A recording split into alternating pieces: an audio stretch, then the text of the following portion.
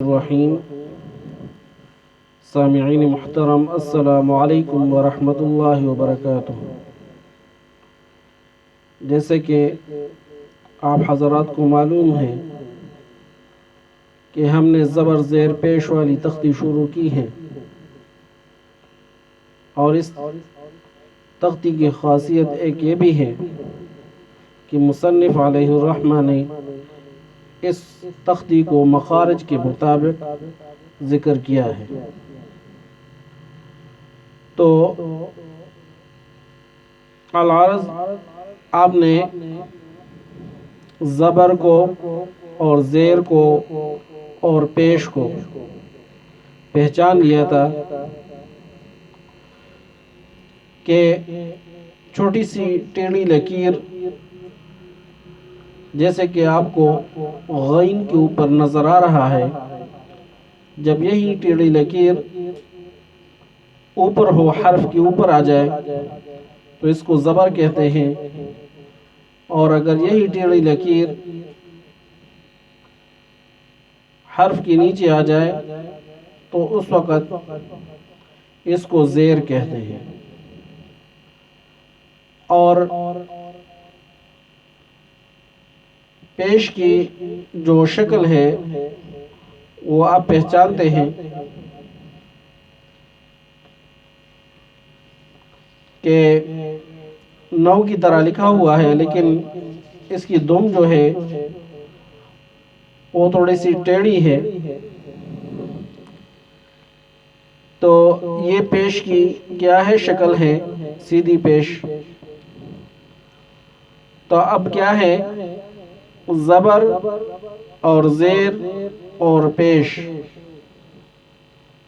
اس کو عربی میں زبر کو فتحہ، زیر کو کسرہ اور پیش کو ضمہ کہتے ہیں، ضاد کے ساتھ، ضاد میم ہا، ضمہ۔ تو اس کی ادائیگی اتنی تو نہ اس میں جلدی کریں گے کہ جھٹکا پیدا ہو جائے حرف میں، اور نہ اس کو لمبا کریں گے کہ زبر سے الف، زیر سے یا اور پیش سے واو پیدا ہو جائے۔ لمبا بھی نہیں کریں گے اور اتنا جلدی بھی نہیں کریں گے اس میں پڑھنے میں تاکہ جھٹکا پیدا ہو جائے، بلکہ اس کو ہم کس طرح پڑھیں گے؟ آج کا سبق ہمارا ہے غین سے۔ 4 حروف ہیں جو آج کا سبق اس پر ہمارا شروع ہو رہا ہے، وہ ہے غین۔ سب سے پہلا حرف ہے غین، نقطے والا، حروف حلقی میں سے 5 نمبر پر یہ ہے۔ تو اب اس کے اوپر زبر ہے تو ہم اس کو پڑھیں گے غین زبر غ، غین زبر غ، اور کسر کو یعنی زیر کو غین زیر غی، غین زیر غی، اور ضمہ یعنی پیش غین پیش غو، روانگی غا، زبر والا زیر والا حرف غی، پیش غو، یہ اس کی روانگی کی ادائیگی ہے۔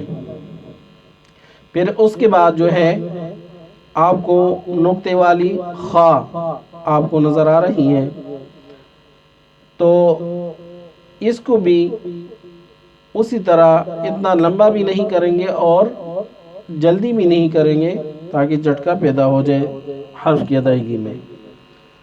کیسے پڑھیں گے؟ اس کو پڑھیں گے خا زبر خا، خا بھی نہیں اور خا اس طرح بھی نہیں، بلکہ کس طرح خا زبر خا، اور اس کے بعد خا زیر خی، خا پیش خو، روانگی کیسی؟ خا خی خو، اور اس کے بعد جو آپ کو دو نقطوں والا قاف نظر آ رہا ہے،